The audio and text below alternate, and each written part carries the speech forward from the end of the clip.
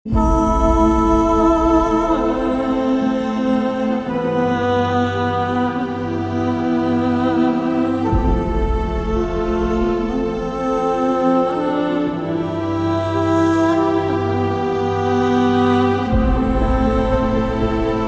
పేరు కె నాగేశ్వర నాయుడు.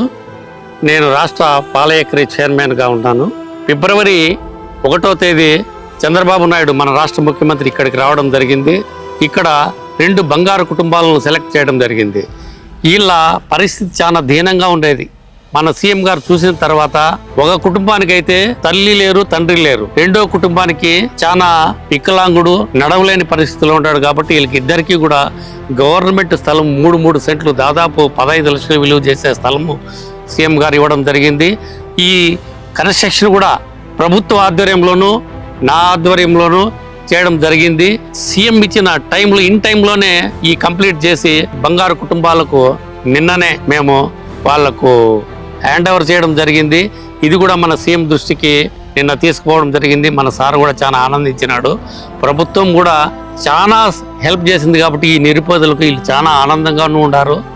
ఇది వీళ్ళ జీవితంలో మర్చిపోని సహాయం మన సీఎం సార్ చేసినారంటే వీళ్ళు జీవితాంతము రుణపడి ఉంటారని ఈ సందర్భంగా మీకు తెలియజేస్తున్నాను.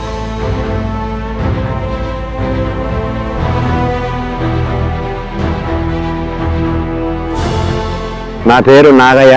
సందేపల్లి మండలానికి వచ్చినాడు చంద్రబాబు నాయుడు.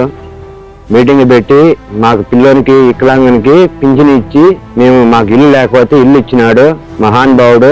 ఈ వద్దు ఇల్లు కూడా ఆయనే కట్టించినాడు. ఈ వద్దు ఆయన్ను మేము మర్చిపోము. ఈ పార్టీకి ఎప్పుడు ధనపుత్తంగా ఉంటాము, ఎప్పుడు రుణపడి ఉంటాము. పిల్లోనికి సైకిల్ ఇచ్చినాడు, 10,000 పింఛను ఇచ్చినాడు.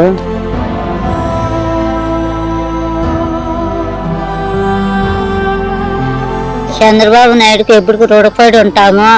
ఎప్పటికి ఆయనకి మా జీవితం నిన్నాళ్ళు ఆయనకు ఓట్లు వేస్తాను ఉంటాం, గెలిపిస్తాను ఉంటాం.